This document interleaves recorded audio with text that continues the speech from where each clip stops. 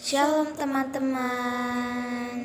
Selamat hari Minggu. Selamat datang di Ibadah Sekolah Minggu GMI Makedonia, Jakarta. Sebelum kita mulai ibadah, mari kita menyanyikan lagu Matahari Bersinar Terang.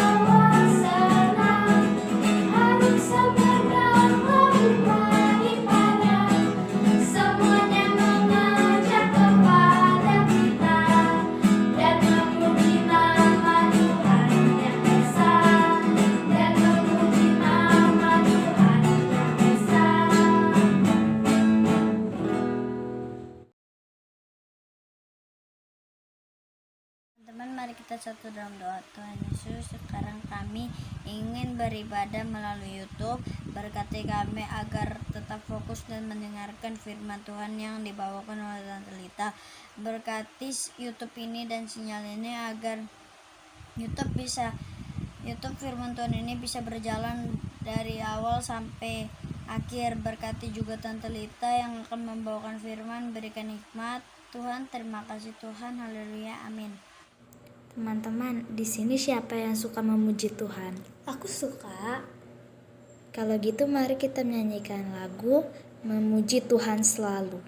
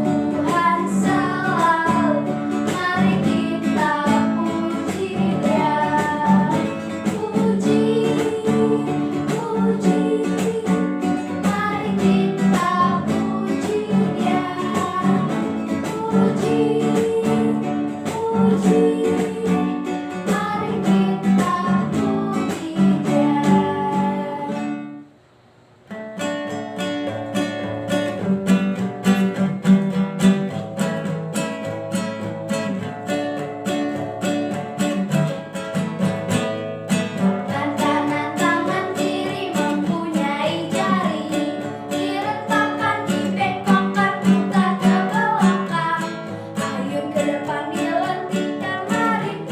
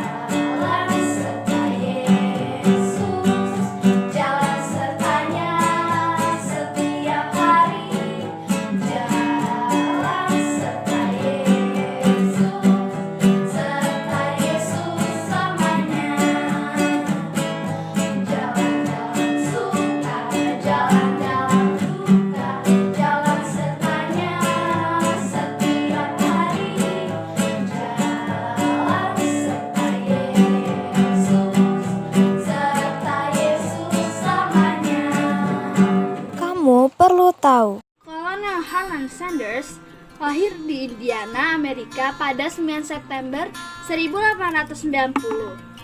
Kolonel Harlan Sanders, sang pendiri KFC atau Kentucky Fried Chicken, memiliki perjalanan inspiratif menuju kesuksesannya. Setiap harinya, ayam goreng resep kolonel bisa dinikmati lebih dari 1 miliar di seluruh dunia. Namun siapa sangka, di balik kesuksesannya tersebut, kolonel sempat berprofesi sebagai kuli hingga tukang parkir. Pada saat bekerja sebagai kuli, Kolonel Harlan Sanders hanya mendapat upah tidak lebih dari 16 sen. Selain itu, ia juga pernah bekerja sebagai tukang parkir di tahun 1906. Ia kemudian masuk tentara angkatan darat dan dikirim ke Kuba hingga dirinya pensiun. Di masa pensiunnya, kolonel hidup dengan mengandalkan uang pensiunan. Namun itu tidaklah cukup, sampai pada akhirnya ia bergabung menjadi tim pemadam kebakaran kereta api. Pada masa-masa itu juga ia belajar hukum melalui koresponden dan terus menggali kemampuannya hingga ia memperoleh ijazah di bidang hukum. Meski sudah sering menangani kasus di beberapa pengadilan di Little Arkansas, namun ia merasa penghasilannya sangat jauh dari standar. Sampai-sampai ia berpikir bahwa ijazah yang telah diperolehnya tidak ada gunanya. Ia pun kemudian meninggalkan profesi pengacara dan membuka sebuah stand untuk servis mobil pada tahun 1929 di Corbin, Kentucky.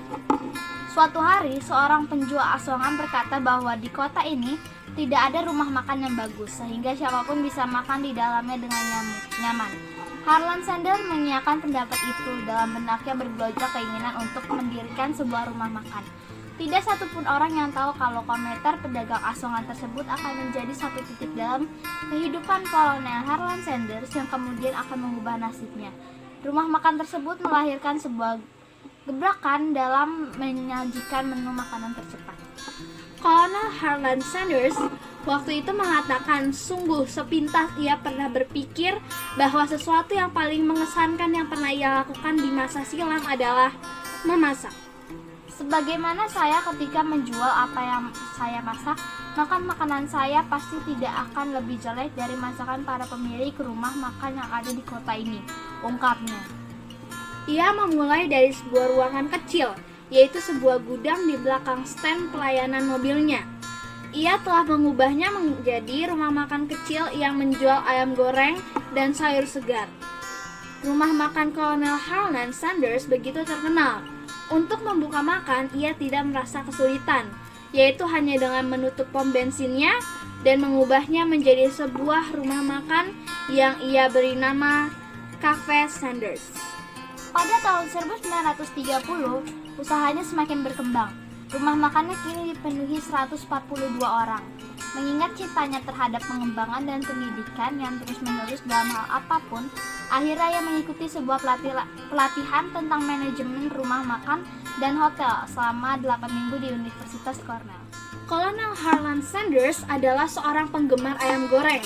Hanya saja dia tidak memakai cara klasik, yaitu dengan memakai minyak yang tidak bisa menghasilkan rasa seperti yang diinginkannya.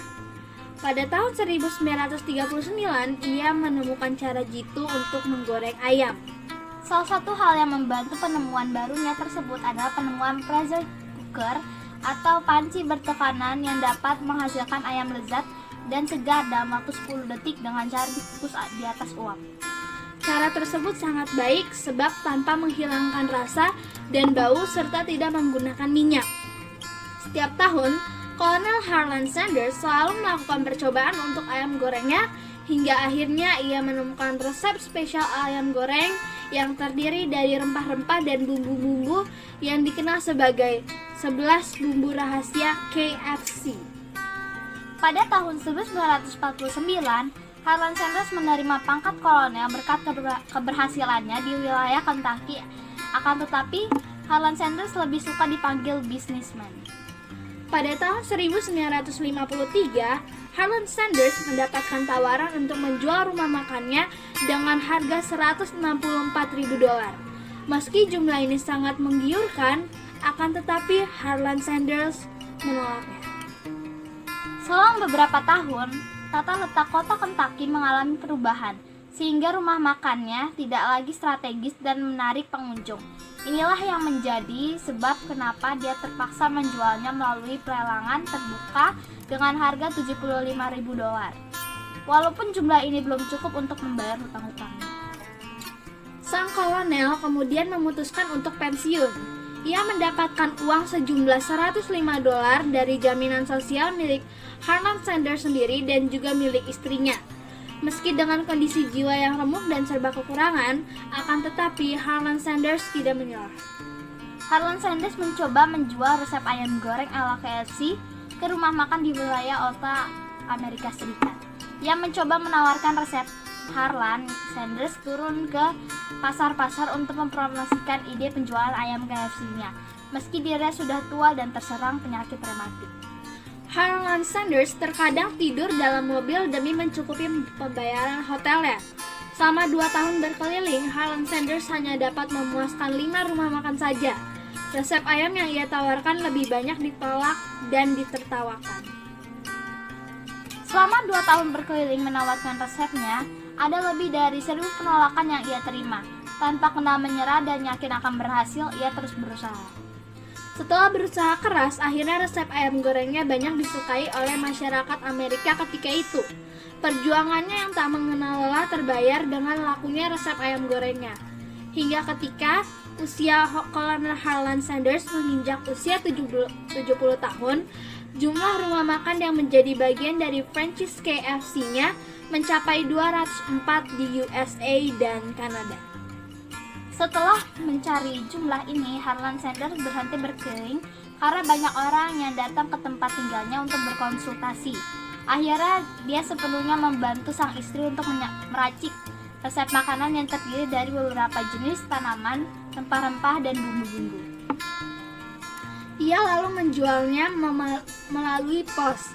Hingga sekarang resep tersebut tidak diketahui kecuali segelintir orang yang tidak melebihi jumlah dari 1 tahun. Pada tahun 1963, jumlah rumah makan yang berada di bawah franchise KFC-nya mencapai 600 tempat. Jumlah tersebut terlalu banyak dan tidak mungkin dia memikulnya sendiri. Oleh karena itu, Harlan Sanders memutuskan untuk menjual bisnis waralaba KFC-nya kepada John Brown Jr. dan seorang miliuner Jack Mace seharga $1 juta. Selain itu, darinya Sanders juga mendapat gaji setiap bulan seumur hidup sebesar $40.000. Kemudian mengalami kenaikan menjadi $75.000. Sebagai ganti dari peranannya sebagai konsultan, iklan yang telah dia publikasikan, dan jabatan sebagai direktur utama perusahaan. Kolonel Harlan Sanders meninggal pada tahun 1980 dan dimakamkan di Louisville pada tahun 1982. Bisnis waralaba KFC-nya menjadi bagian dari anak perusahaan Reynolds, dan pada tahun 1986 KFC dibeli oleh perusahaan Pepsi Cola dengan harga $840 juta. Pada tahun 1995, jumlah rumah makan tersebut mencapai 9.000.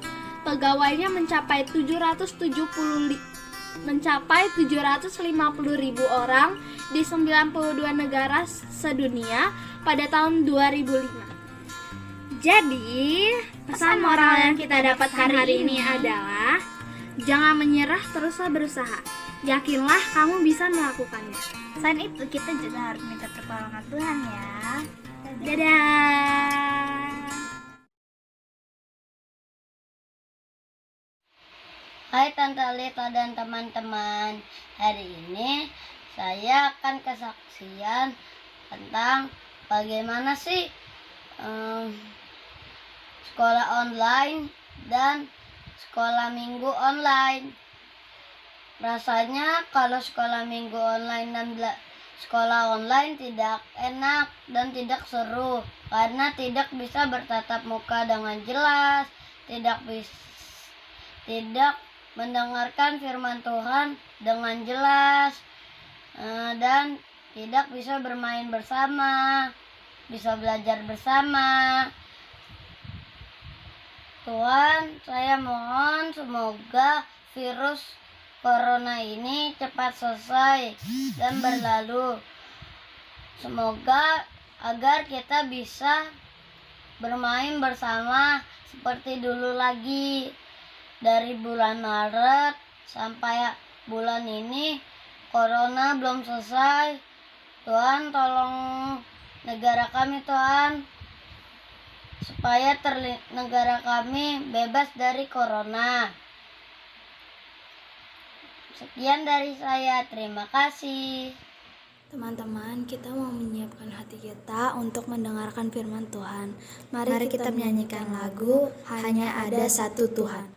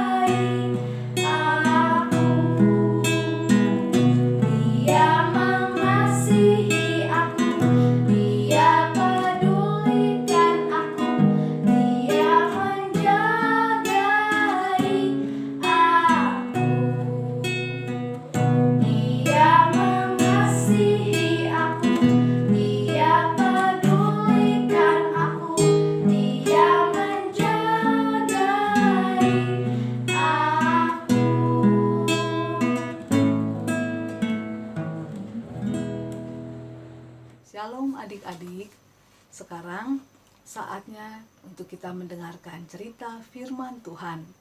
Tapi sebelumnya, mari kita berdoa. Semuanya lipat tangan, tutup matanya, kita berdoa. Tuhan Yesus yang baik, terima kasih untuk waktu yang Engkau berikan bagi kami untuk mendengarkan firman-Mu. Tuhan Yesus, tolong kami, pimpin kami, kuasai kami dengan Roh Kudus-Mu, mampukan kami untuk mengerti kebenaran firman-Mu. Tolong Tante Lita yang akan menyampaikan cerita firman Tuhan, agar menyampaikannya di dalam pimpinan Roh Kudus. Dalam nama Tuhan Yesus kami berdoa, amin. Tema cerita firman Tuhan hari ini adalah meminta dengan tekun. Dengan firman Tuhan dari Lukas 18 ayat 1 sampai 8 dengan judul perikop perumpamaan tentang hakim yang tak benar. Sebelumnya, adik-adik tahu nggak hakim itu apa? Hakim itu adalah suatu pekerjaan di mana orang yang menjadi hakim, dia akan memimpin persidangan untuk menentukan seseorang benar atau salah. Seorang hakim itu harus takut kepada Tuhan, jujur, adil, sungguh-sungguh mencari kebenaran, dan tidak boleh membeda-bedakan orang.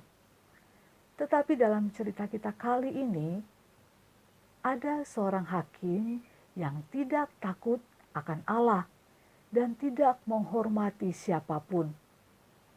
Hakim ini juga tidak mau membantu orang miskin, sebab menurut hakim ini, orang miskin tidak dapat membayarnya.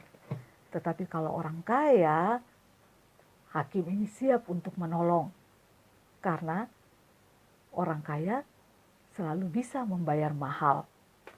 Nah, suatu kali ada seorang janda yang datang untuk meminta pertolongan. Kasihan sekali janda ini.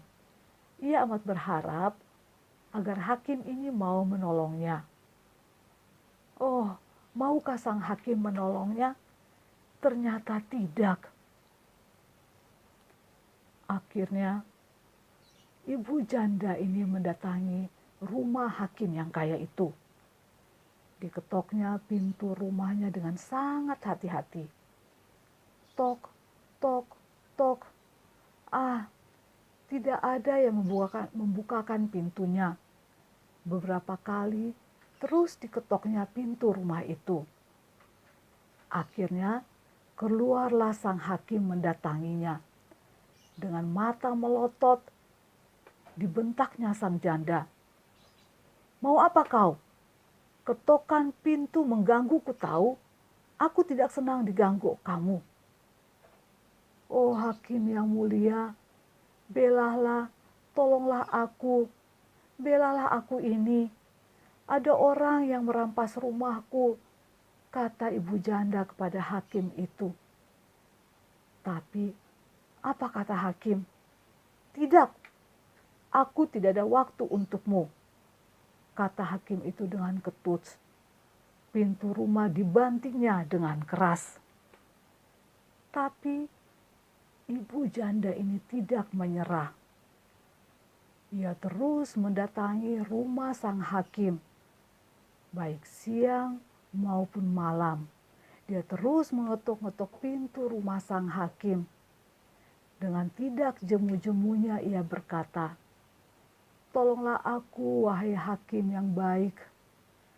Oh, betapa bencinya sang hakim karenanya. Karena kesal dengan gangguan itu, akhirnya hakim yang tidak benar itu memutuskan untuk menolong sang janda dengan maksud supaya dia tidak lagi diganggu oleh ibu janda. Lihat adik-adik, ternyata ketekunan sang janda tidak sia-sia. Dia akhirnya ditolong oleh hakim yang tak benar itu. Nah, adik-adik, melalui cerita perumpamaan ini, Tuhan Yesus mau mengajarkan anak-anak Tuhan, yaitu yang pertama, berdoa dengan tekun. Maksudnya adalah kita harus selalu berdoa dan berkomunikasi dengan Tuhan. Jadi, adik-adik harus selalu punya waktu untuk baca Alkitab, karena dengan membaca Alkitab, kita akan mendengarkan Tuhan berbicara kepada adik-adik. Dan juga harus punya waktu untuk berdoa, yaitu waktu untuk kita berbicara kepada Tuhan.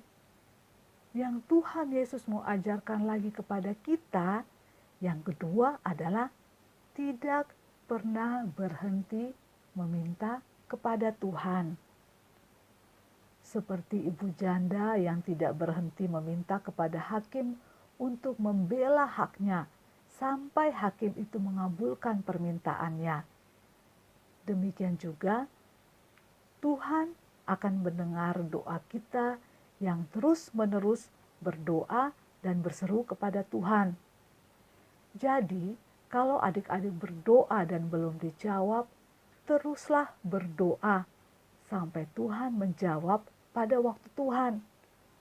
Jangan menyerah dan berhenti berdoa ya. Yang ketiga yang Tuhan mau ajarkan kepada kita adalah Tuhan akan mengabulkan doa anak-anak Tuhan yang siang malam berseru kepadanya. Kalau adik-adik terus-menerus berdoa dan berseru kepada Tuhan, maka yakinlah Tuhan akan memperhatikan adik-adik dan doa adik-adik akan dijawab oleh Tuhan. Karena itu adik-adik, teruslah berdoa dan meminta dengan tekun. Jangan berhenti meminta kepada Tuhan sampai doa kita dijawab oleh Tuhan. Sekali lagi adik-adik, teruslah berdoa dan meminta dengan tekun. Jangan berhenti meminta kepada Tuhan sampai doa kita dijawab oleh Tuhan. Nah adik-adik, demikianlah firman Tuhan hari ini. Dan kita ada ayat hafalan. Ayat hafalan kita hari ini terambil dari Lukas 11 ayat 9. Dari Lukas 11 ayat 9 yang berbunyi, mintalah maka akan diberikan kepadamu. Carilah, maka kamu akan mendapat. Ketoklah, maka pintu akan dibukakan bagimu. Sekali lagi ya kita baca sama-sama. Lukas 11 ayat 9. Mintalah, maka akan diberikan kepadamu. Carilah, maka kamu akan mendapat. Ketoklah, maka pintu akan dibukakan bagimu. Nah adik-adik, demikianlah firman Tuhan bagi kita hari ini. Sampai bertemu lagi di minggu mendatang. Shalom, bye-bye.